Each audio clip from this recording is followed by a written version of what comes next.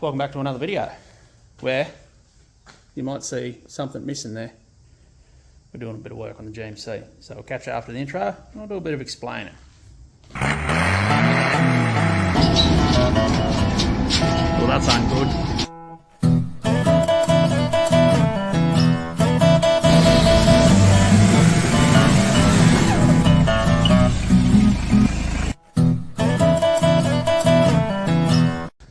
Okay, so I bought another motor for the GMC, another 6.2 diesel, off the bloke I work for's brother at where the mine site. And me and Benny picked that up last night, so I'll drop some clips in of that now. Just out in a random semi-abandoned property, picking a motor up for the GMC.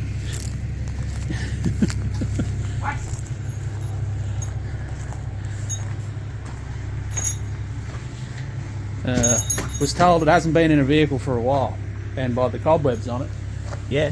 And then not. But as long as it runs, I'm good. I've got to stick it on the back of Ben's Effie with the engine crane he brought with us. There's also a bunch of manual parts there, so they're probably coming with me too, just in case. I've got a sort of funny feeling that this might actually be a 6.5 and not a 6.2 as well, but I'll do a bit more investigating tomorrow in the daylight when we get it back to Ben's house. I don't know about a knife, but I set down something that's going to fray the fuck out of it. Yeah, it'll cut it to an extent. You don't even have a cutting disc on it. Oh, that's what I'm saying. It's a flappy disc. Fuck's sake. I wasn't digging through there in the dark. Ugh. Didn't like burnt the end of it. It was perfect. Oh, it's cauterised it. Yeah. I had to follow this funky mud map to get here. Ben was behind me because Rick watches your channel. Because he fucking Ben was behind me because he left his wallet on fucking site like a dope. Rick watches your channel. Even Yeah, though mate. you're fucking picking on his mud map. I'm not fucking picking on it. There's a mud map. I made it work. It only took 2 laps of Hermidale to find it.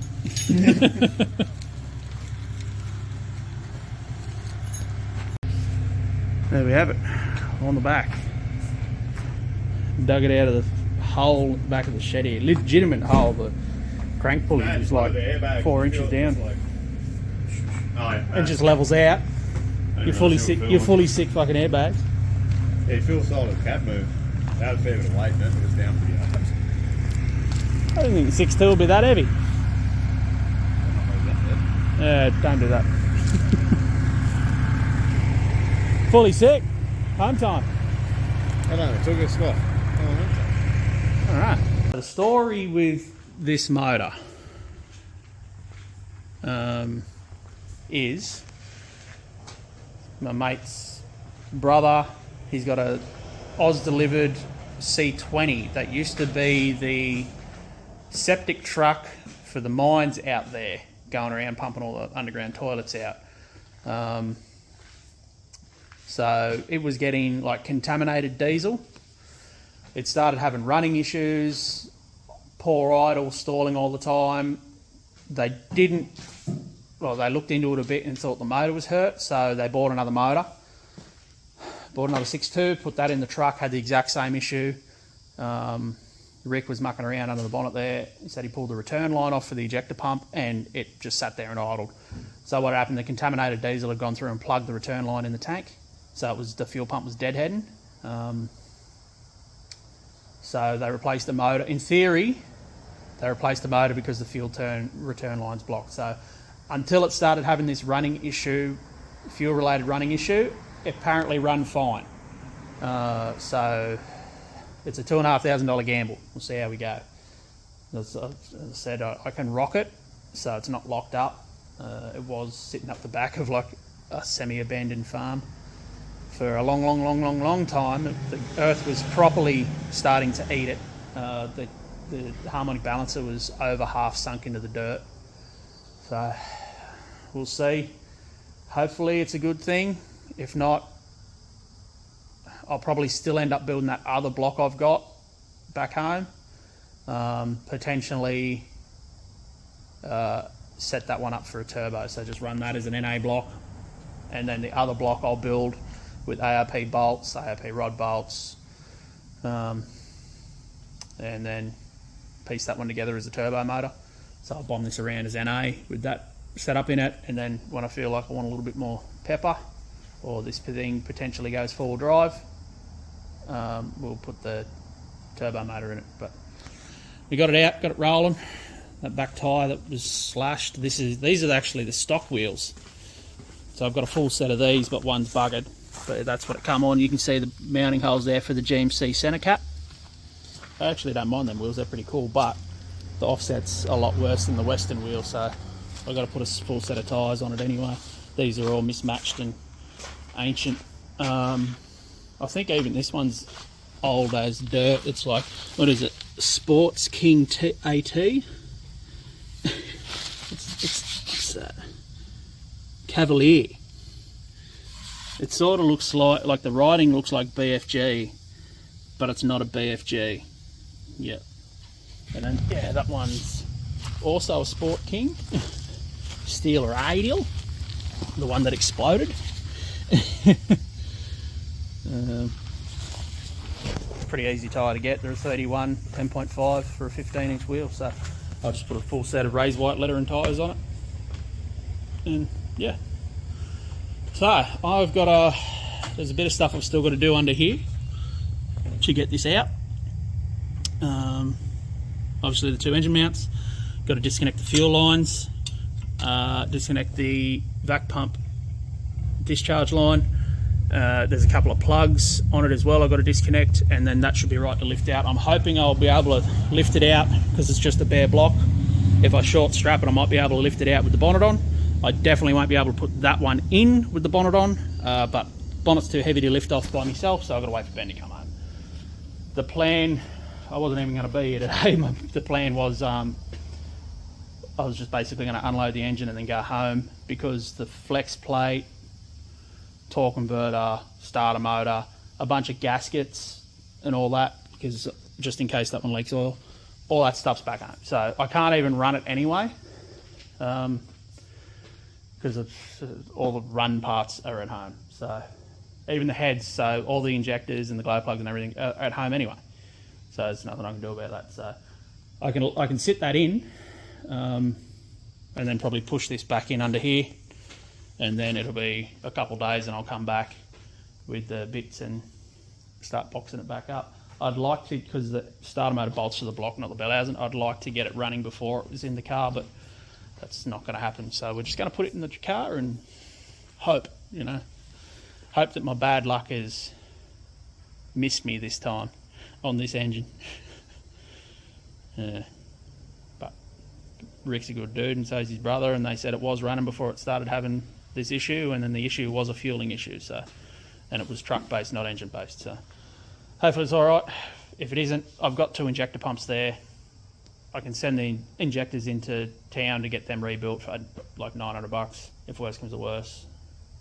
We'll just see. It's not hard if it's doing weird stuff, but it should be okay. We'll see. Anyway, I'm going to crack on to getting that apart, get the bonnet light under there, and get this thing ready to lift out. But it's been a while since it's been out here. Oof, look at that. It needs to go down like 2 inches in the back. Or do I go up 5 and then 35s? That may be a front diff. Yeah. Oh, I've got a transfer case there. Nah. But maybe. Yeah.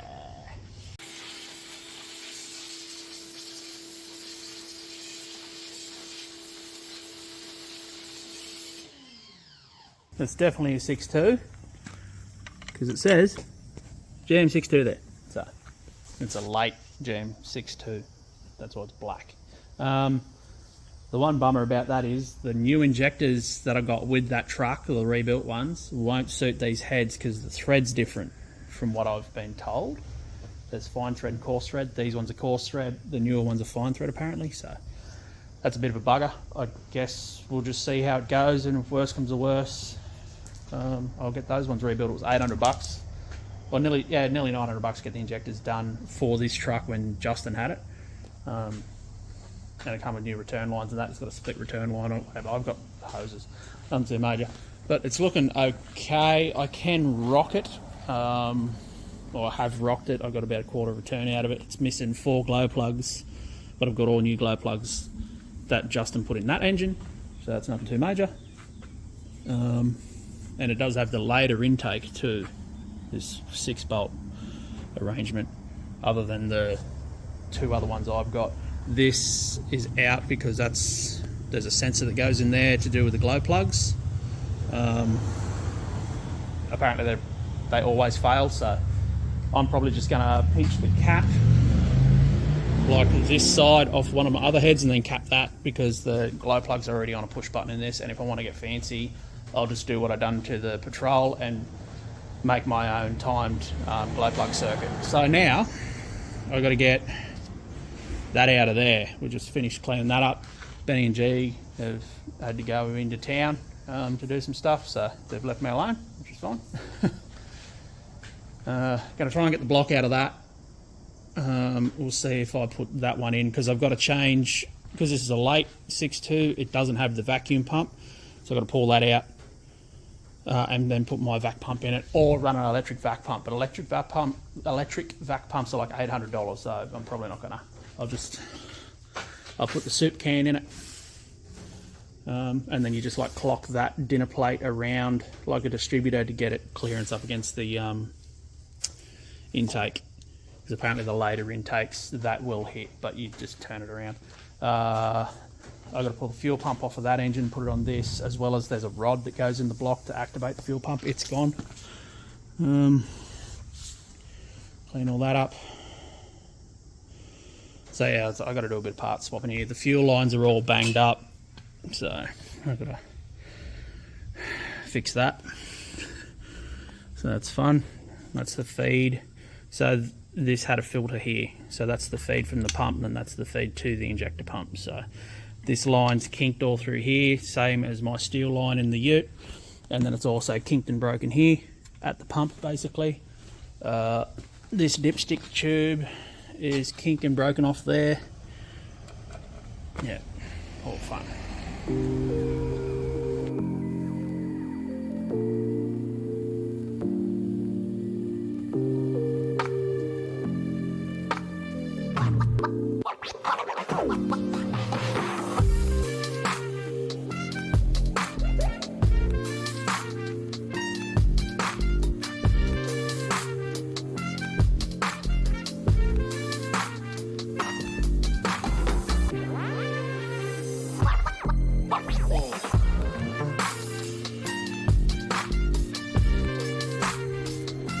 There we have it.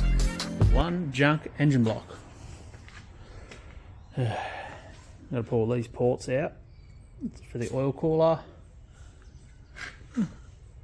That's interesting. It's got like a temperature sensor in the Welsh plug. Okay. I wonder if that was hooked up. I can't remember. And obviously that fuel pump has got to come out too.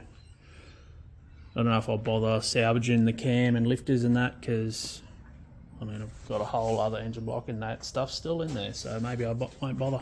But that's got to come out because I need it. Mr. Vac Pump. I'll zoom you out a little bit there, eh? So you're not looking at everything flat out. And then a pressure switch for the gauge. The engine mounts look the same, which is cool. I won't bother changing them. I'll just leave the ones that are on it. But yeah, on that other engine block, they're definitely bunged off. Wow, that's not good. There's like metal in that, so that's great. Wonder if I'll have to flush the oil cooler. Fuck, I'm probably gonna have to, aren't I, to do it properly.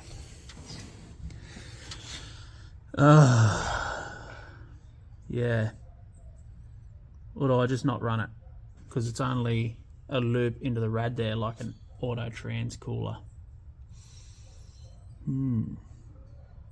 Might have to have a think about that, because I thought it went to like a proper cooler, but that don't do too much of anything. It just goes in and out of the radiator.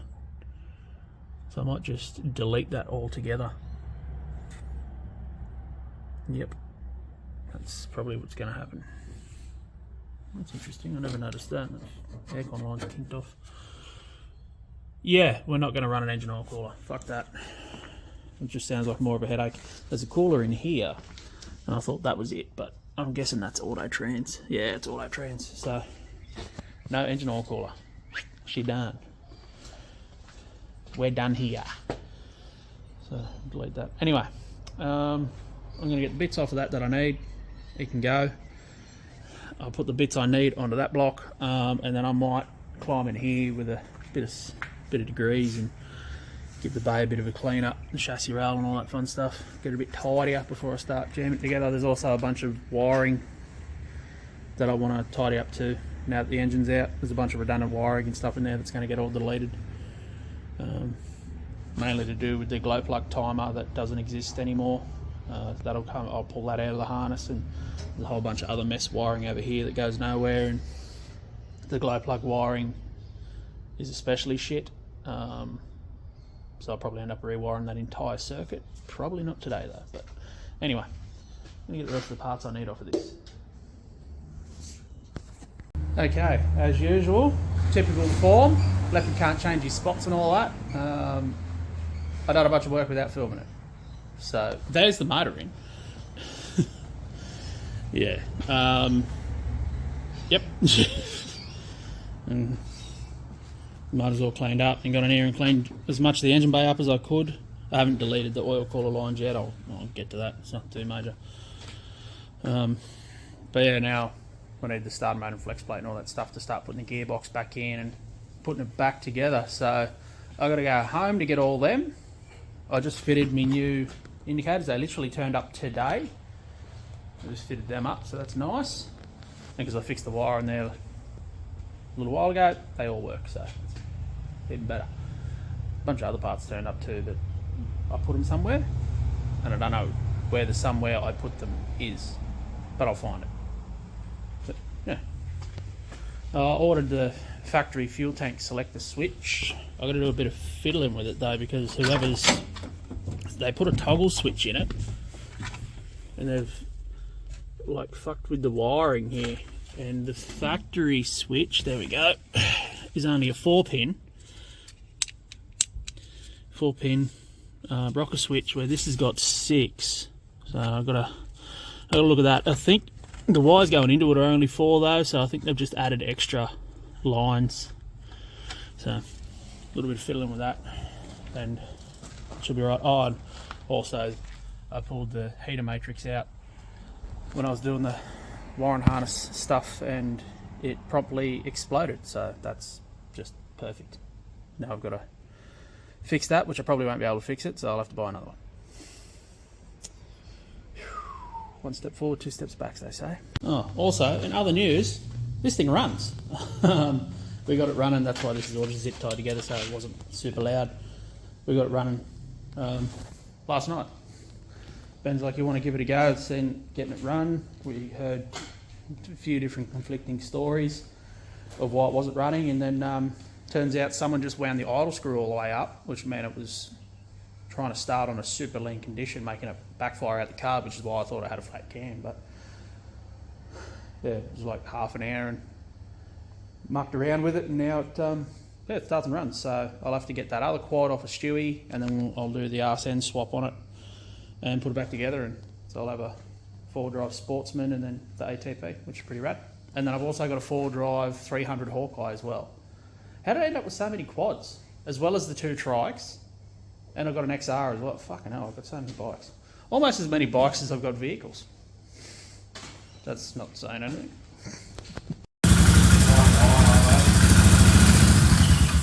Right, I found my safe spot. So I've got a bit of gear here. It's all now turned up. So this, I don't know if I can actually get it out. That's a door hinge pin rebuild kit, because C10s and that are notoriously bad for it. But you can see the body lines out, and the hinges are flogged. It's pretty common in C10s apparently. So yeah, it's just push that pin out, rebush it, put it back together. They say do it early before it flogs the holes out in the hinge. And hopefully I got it early because, yeah. But yeah, it's the bushes in these are nylon, so this is a brass bush kit. So do that. These are the surface mounted LEDs to go in the bar to act as my reverse lights. And then this is the stripping to go along the body colour change. This is the factory stuff, so it goes there. Yeah. And it's just double-sided tape taped on, so when I sort out the silver and then paint the roof to match, I'll then put the body stripping on and it should look pretty nice. I've obviously got to cut it. This is a 13-foot length, so it's enough to do more than the length of the car. So I think I calced it out and I need like 12 feet or something like that, but yeah, they said 12 or 11 feet or something like that. So they either come in 6.5 or 13-foot lengths. They even say on the website that it's more than you need, you know, so you got a bit of green, and then yeah, you just put it on there and then cut where you need to, and then put the corner strikers back on to blend it in there. There's chrome bits that go around here I've still got to match into it, and then it's just slash cut off to meet the chrome work on the wheel arch, which is hanging off because for some reason that's bent up there, so I'll have to fix that and then bolt that back on. But I want to pull all that off and then clean it all up when I'm colour sanding the whole car to get it back from opaque to a decent colour. I want the maroon to look half decent at least. I've done a little bit of light cut work here, but there's still a lot of contaminants in the paint. Obviously I'm not going to be able to do anything about the surface truss coming through the bonnet and the tailgate and whatnot. It's just painting the roof's going to take up most of the issue, and then we're still going to have, you know, with the striping, we're still going to have this bit here and that. I could probably colour match it, but it's like a heavy metallic maroon, so I'd probably get my mate Benny to maybe do something about it because he's a spray painter that hates spraying cars. Who would have, you know, ever guessed? Like a boilermaker that hates welding. So yeah, I don't know if I'll be able to match that. It's not the factory colour either, so I don't know what mix it would be of anything, so it might be very difficult to match. So that's probably just going to stay like that. I'll obviously clean that mess up and then respray the silver, and then the maroon, the missing maroon, will just be missing. That's the worser side of the truck. This side's actually pretty nice. It's still got a little bit of the pinstripe along here too. Grey pinstripe, and then it was like grey dots, or like it transitioned from dots up to solid up here. So yeah, and then a bunch of silver missing on that too, so I'll spray all that in too. But anyway, Benny's still in bed. He had a big night, so I'm gonna push this thing a little bit further forward by myself, so the dashboard doesn't get rained on, and then I've got to go home and chill out home for a bit because I haven't been home in like August, and it's, what is it now? June, July? Is it July yet? June. It's the end of June, yeah. So I haven't been home in a long while, so I'll spend a couple of days up home. I've got to work on the Fairlane too because it broke the end of the gearbox off again, so that's just fucking great. But I've got a cast iron upgrade part, so I should never do it again. All of my shit's broken. Every fucking thing everything I own is broken. Even the Falcon's broken because I still haven't put a rat support in it. It's all broken, but that's okay. Yep. Anyway, I'm gonna shove this thing further forward, hit the road. I'll catch you guys when I'm back here bolting this rig back together for a hopeful first start on the new motor. Successful first start. That'd be nice. That'd be real nice. I think I'm in need of a bit of good luck. So here's hoping I've used all my bad luck up this month. But I'm pretty fucking unlucky. Alright, we're underneath the GMC. Time to put it back together. So obviously the motor's mounted.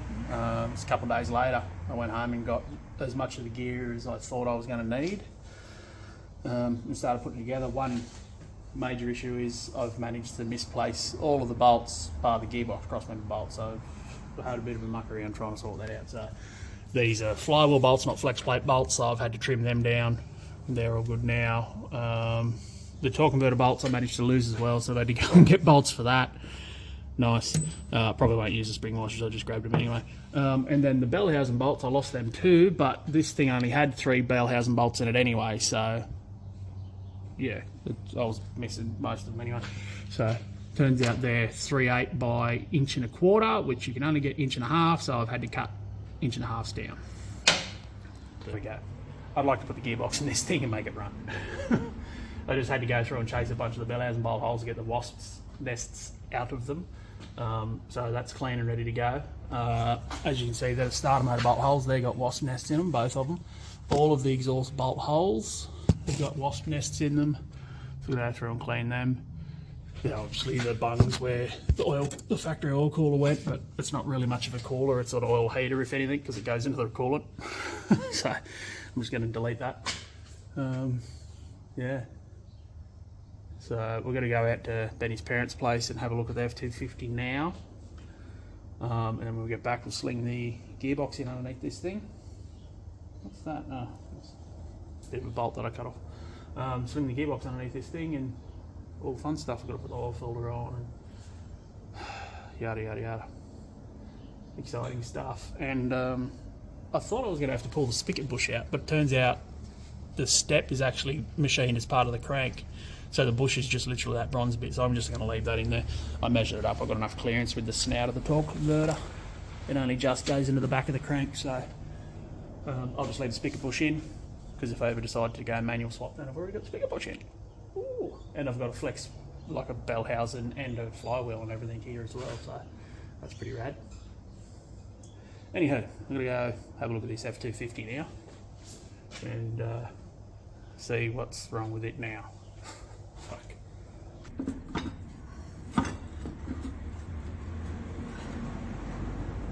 Sweet. Hold that there.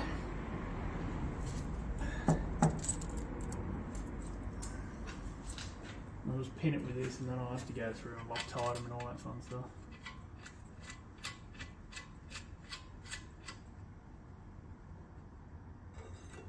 Sweet. And come on now.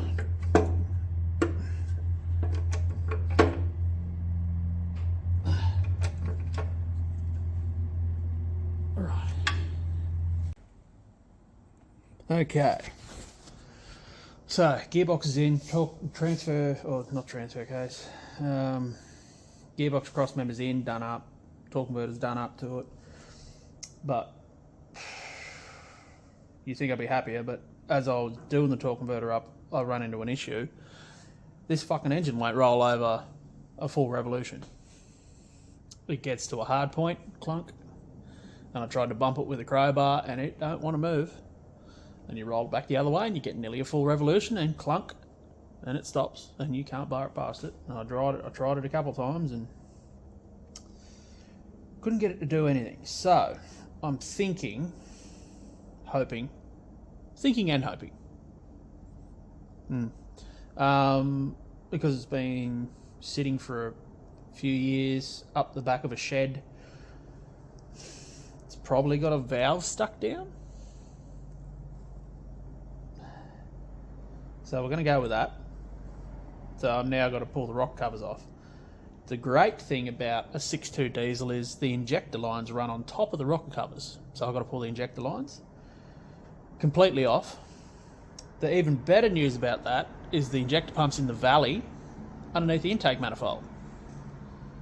So I've got to pull the intake manifold off to get to the injector lines, to take the injector lines off, to then pull the rocker covers off and hope that there's a valve stuck down and I can free it up with the head still on the vehicle.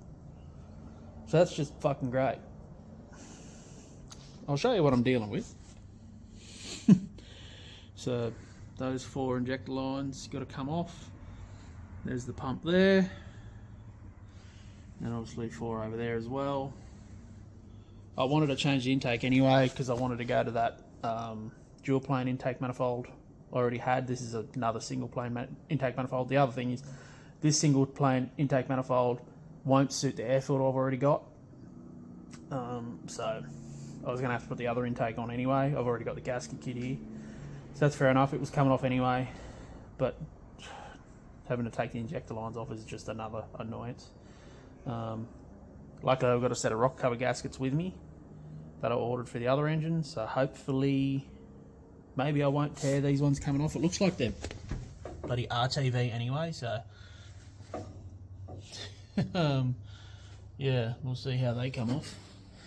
My guess is not well, but they're the only set I got here because the other ones are back home. So I'm just going to have to make it work. But yeah, I was pretty annoyed about that.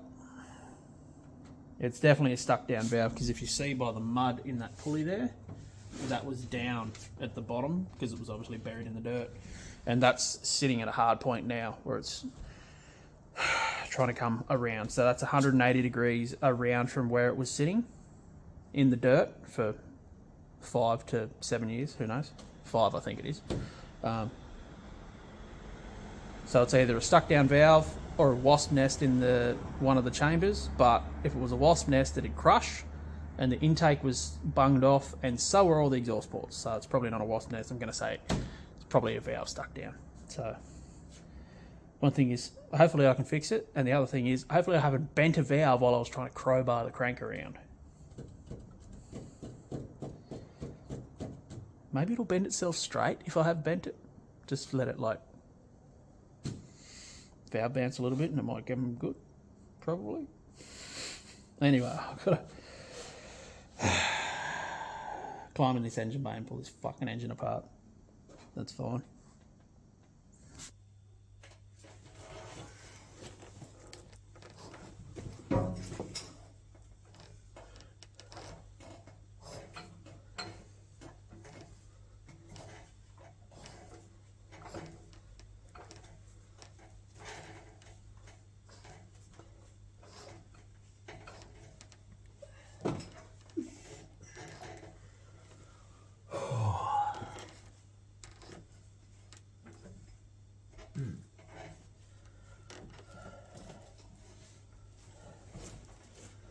I'm not saying anything too ominous there.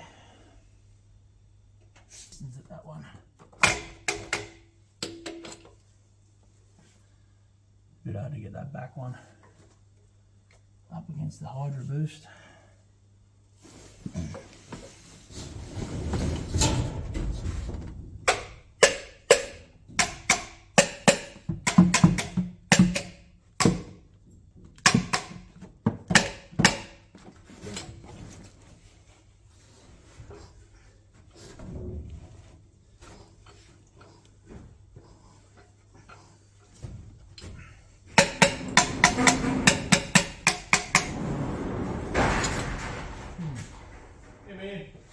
Going on? Oh, it's up there. Flying me. Okay, we've got it sorted. Ben come in and convinced me to just hit the starter motor, so that's what we did, and we basically, it just had a bit of like a rust line in the bore, so we just sort of rocked it over that, and now it rolls over pretty easy. Doesn't really have a gallop or anything silly to it, like it's got a dead hole, just constant load, so that's alright. So I'd show you it cranking, but it's like 12 o'clock on a Sunday night, so I don't want to go bugging the neighbours. So that'll be for tomorrow morning. Unfortunately, I basically pulled the top end of this apart for no reason. I did want to change the intake anyway, and to get to that fuel line there, you've got to pull the intake off anyway. And it was like, had a bunch of splits and everything in it, so I wanted to replace that. So I'm just sorting out the rock covers. Just gluing the new cork gaskets down. Just got it sitting on top of the LPG heater here to see if I can get it to set off a bit quicker. It's got it like pinned, using the bolts to like pin it into position. I've just got to finish cleaning this one off and then do the same thing. Pin the gasket up into position and then put them on, put the fuel injection lines back on. I'm going to leave the intake off for the initial fire, because I want to make sure that I'm not going to have any issues with that fuel line there. Because if that leaks, its intake back off to fix it. So I'd rather make sure that don't leak, because well, diesel engines are a fuel governed engine, not an air governed engine. So it doesn't matter if it doesn't have an intake manifold on it. So first fire, we'll leave the manifold off it, make sure that fuel line's not leaking or anything silly, and then we can put the rest of it together.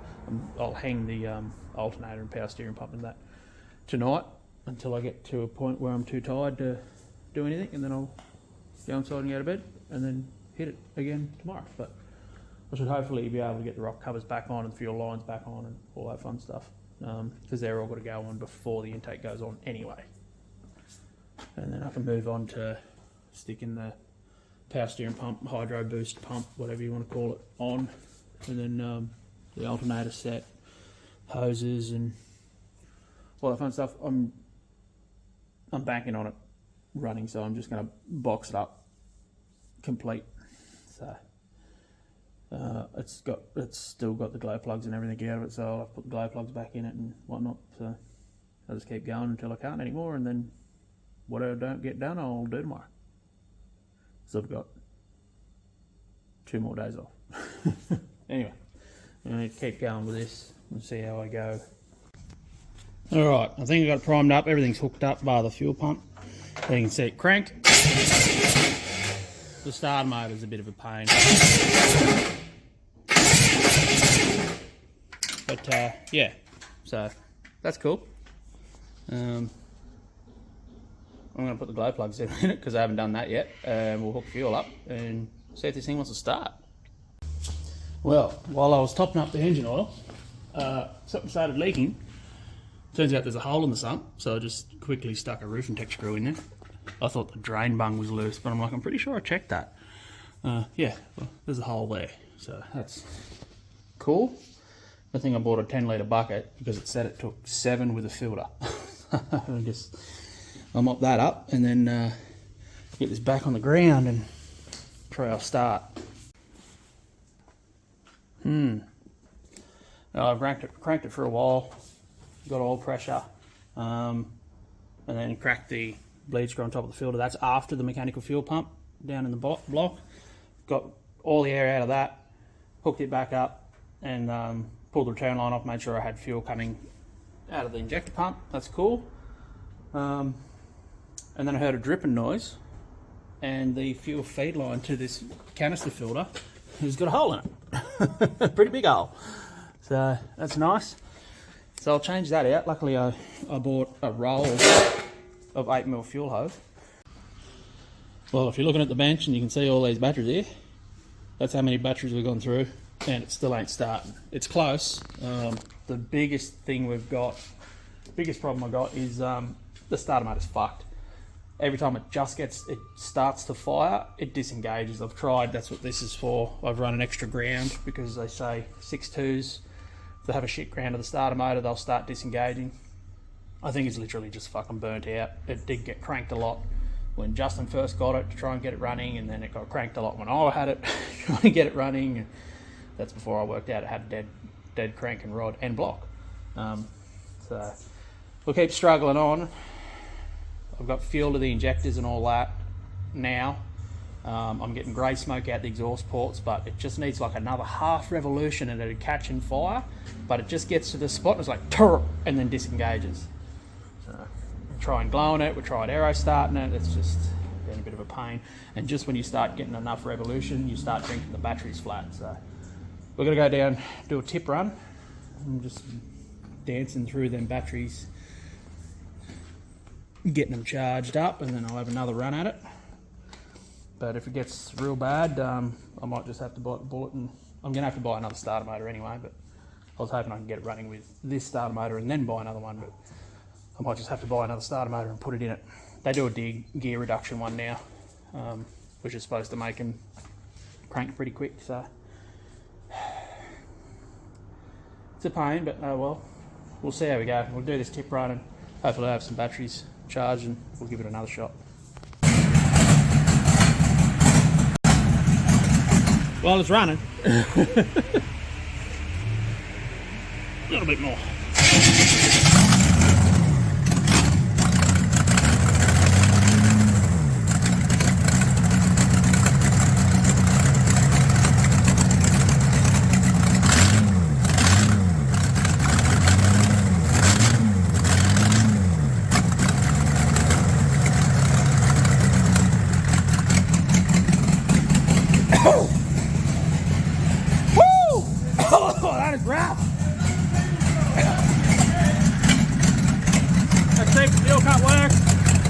Yes, it does. Rightio.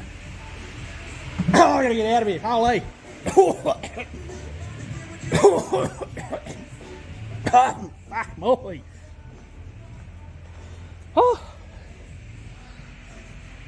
Yep. There's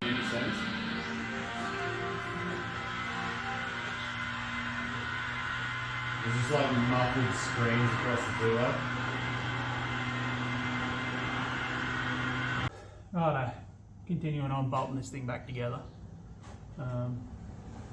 Tail shaft in, finish bolting the gearbox cross member in. There's a couple of bolts I had out of that, and I didn't have the rubber mount done up yet because I wanted to sort of let the motor move around where it needed to go. And then while I was under here, I noticed that about here in this tail harness, there was a bunch of scotch locks and loop wires going nowhere, so I deleted them, and then the wiring was nearly cut all the way through, so I was like, well, I'll cut it and I'll put a nav plug on it. And then in doing that, I found that it was also like 300mm too long, so that was good. You can see I'm going through here and I'm just retaping it. This branches off to go up for the fuel tank selector between both tanks, so that's why that's got a lead off on it.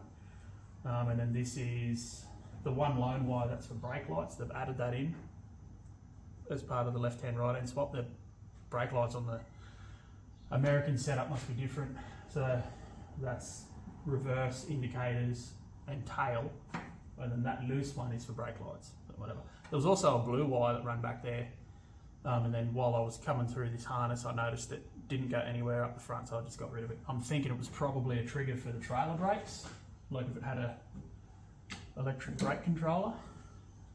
Who knows really? I just deleted it. If I want to run a electric brake controller later, I will.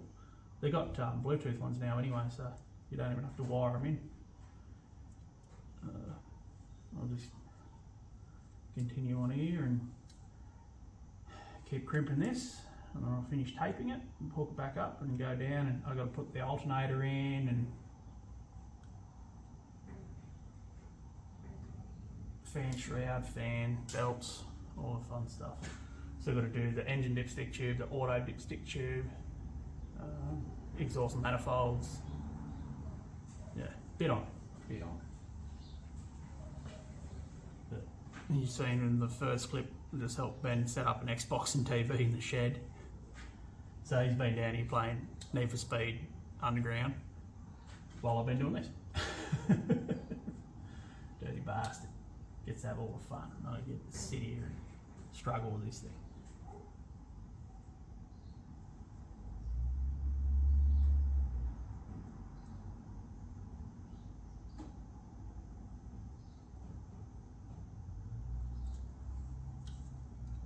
Anyway, I'll get this done and I'll catch up with yous when we're back up top, finishing some stuff, or maybe bolting the exhaust manifolds on, we'll see. Alright, she's gotten dark quick, but that's the way she goes. Spent most of the time fucking around with this Xbox for Benny. The disc drawer wasn't working, so we've cowboyed it up a little bit, see if she wants to power up. Oh, it's on AV cables too, that's why it does that, and the graphics is fucking horrible, but that's fine. You'll notice the bolt there. It's because the drawer won't eject properly. So you hit that, and it goes to eject, but won't, so you push that in. Yep. Close it again, and then pull the bolt out, and it seats it. Job done. Look at that. Truly nothing better. Okay, so I'm cracking on after spending most of the day fucking around with that Xbox. Cracking on with the GMC still. Got this exhaust manifold on. It was an absolute pain.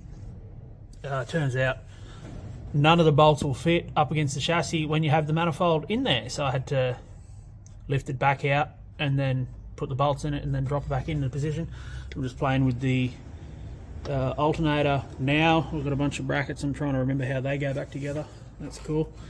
And for the passenger side exhaust manifold, all of the bolt holes are full of wasp nests and that, so I figured I'll do the alternator and then And then I'll do this. So I just got to find some nuts for this. I just cleaned out that hole there because it had a wasp nest in it.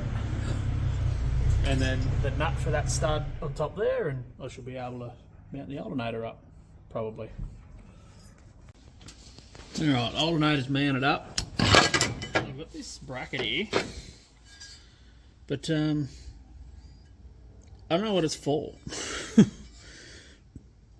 Because the alternator's mounted up, so's the hydro boost and everything. And then this thing, the spacing's like the same spacing as exhaust manifold bolts. You can sort of see that. But what's it for? Because all the alternator's done. It's bolted in there. And if it was something to do with this side, what does it do? I don't know what it does. Ah, I know what it does. It's for the aircon pump. Yeah, the air conditioner pump that's in the back, because the slide or the slip for the air conditioner pump bolts to that. So that bolts to the exhaust manifold bolts on this side, and then the aircon pump swings off of that. Yeah. Well, I don't need that right now because it doesn't have an air conditioner pump in it. But yeah, it looks like a thingy-me-bob thing, something. Definitely a thing. And that's most of the way bolted together. Engine oil cooler's deleted now. That's why there's oil everywhere. I still got to pull this horn out, which has got one bolt left in it that is proven to be very difficult to get out. And then pull the engine bay harness out of this thing and tidy it up, because this spaghetti here, that is the glow plug leg for this side of the block, and then that one is that side of the block. With all the wires just coming out of it everywhere. That run goes down to the starter motor. That's the trigger, or the start signal wire, and then that's just power to the truck for other stuff. Actually, maybe that's why the headlights weren't working, because I didn't have a starter motor in this. Huh. Interesting. Well, anywho, I still want to go through this harness and tidy it up. Me and Benny's been playing Halo Reach up on his TV setup up over there. Been sucking piss. So, although the heater just ran out of gas, so I don't know how long we're going to be down here for. It's starting to get a bit chilly. Anyway, what am I going to do now? Stuff? Things. Probably things. Actually, I'm going to start cleaning the exhaust bolt holes out for the passenger side. All the nests in it. But she's coming along. She's coming along. And I've got to somehow plumb that over to the intake. Over there. There. Okay, back in Ben's shed. I've just done another 7 days of work. 8 days actually, because I've done an extra. Ben was just playing more Need for Speed Underground. Yep. We're back with parts, because this thing's almost ready. I've still got to put the passenger side exhaust manifold on and the whole exhaust. Don't worry about that oil puddle. That's from when I took out the oil cooler lines. But we've got a replacement starter motor.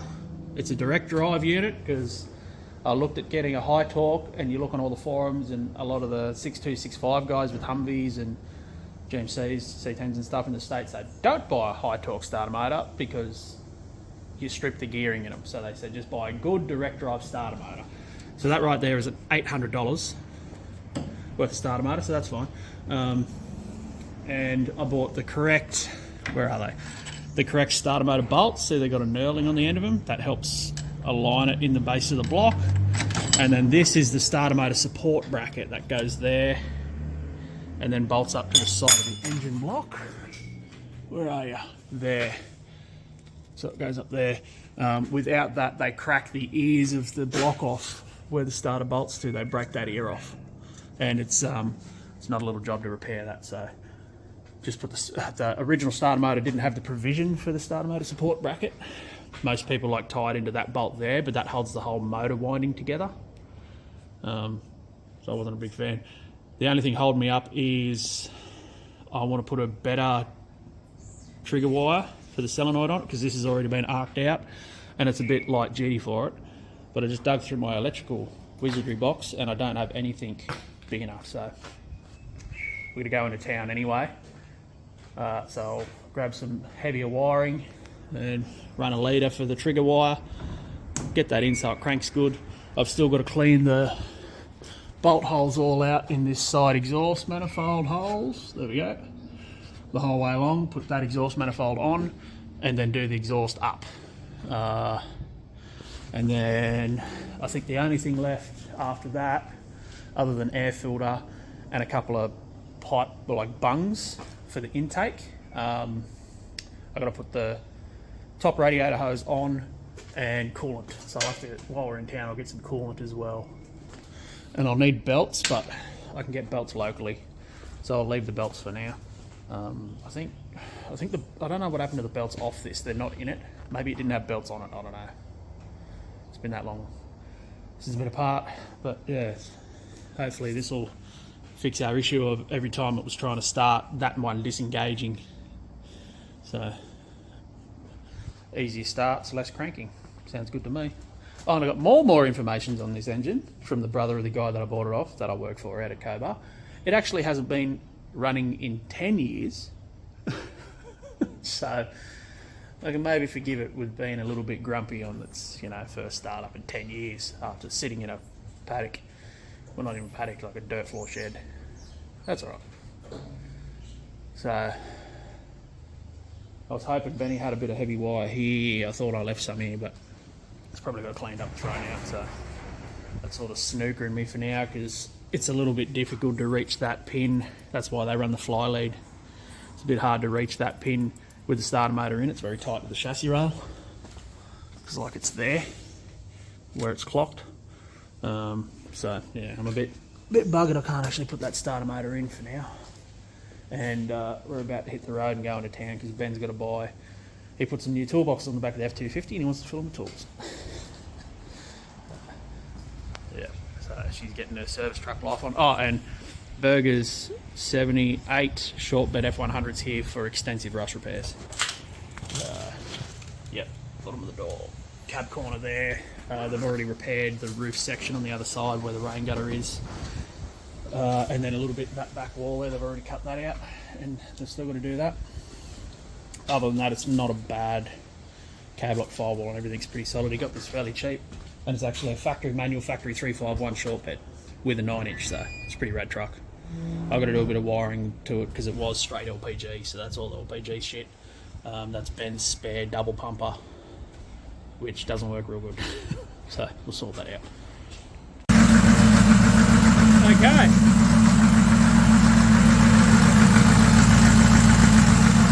It's getting less smoky, I swear. And it's actually idling on its own. That's alright. See if we can climb up there and give it a bit of a flip, mate.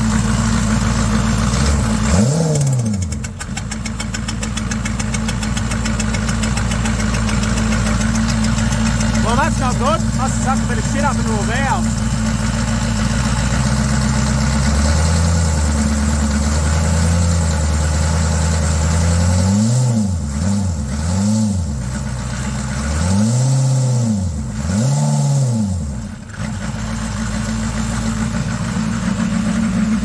Definitely getting better. Mainly smoking out of this left-hand bank. Not much coming out of the drivers, and it is getting a lot better than it was, so that's alright.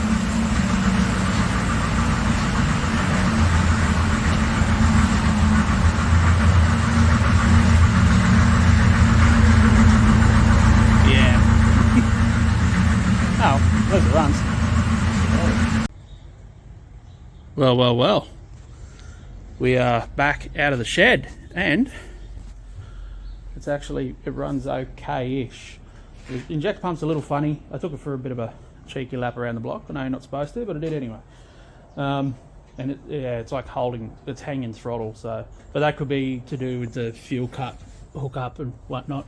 I'm not too sure what the electrical system does on this, because there's like 2 wires that I'm hooking up, but one might be a high idle switch, whatever. So yeah, it runs better, still smokes. Hopefully the smoking goes away. I'm just pulling the engine bay harness out of it now to try and tidy the mess up of just loose wires going everywhere. I think this might have been the original trigger wire set for the glow plug relay, but now that's on a switch, but the wire they've run is too short, so that's nice. I'll fix that. Yeah, I'll just keep pulling wiring out of this thing. Obviously I've already got the back of the fuse box loose there, which is pretty rad. It just sort of, the fuse panel is the bulkhead connector to go into the cab, so it's just one bolt. The engine bay harness is separate. So yeah, it's not too bad. I'm just undoing clips and cutting tape and cutting zip ties and all that fun stuff. I've got a new fusible link to go up here because I don't trust that one. It's working, but it's open to the elements. So yeah, I just picked up a new one that's got the cover and everything on it, the weatherproof cover and whatnot.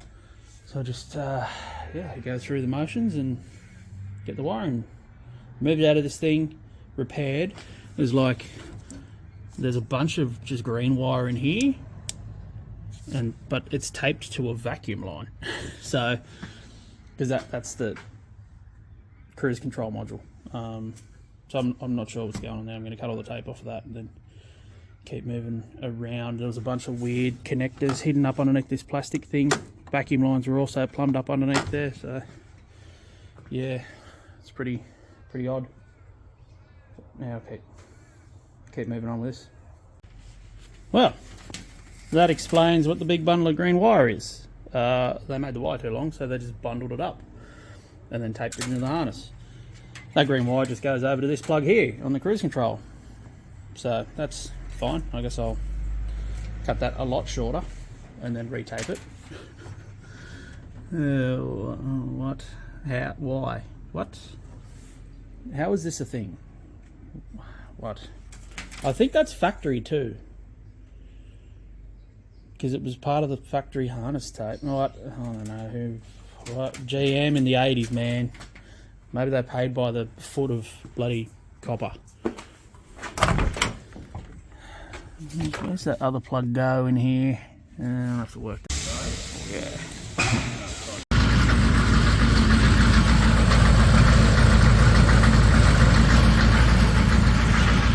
Fuck yeah.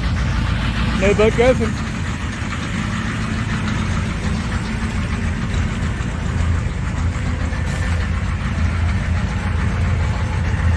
Still running like a hairy goat, but it'll get there. Looking good on them BFGs. Oh, Lancer. I'll have to scrub that blue off though.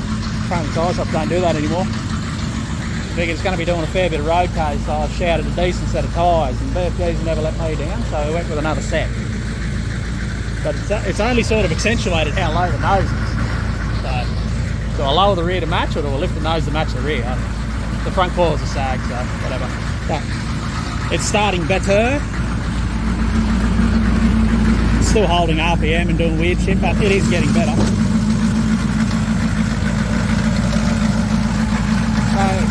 You don't worry about that stuff.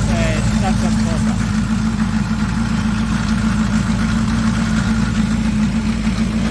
I think only one brake works too. This left front, because I nearly fucking put it into a gutter with the brake. That's alright. Look at that. Look at it. Did you just look at it?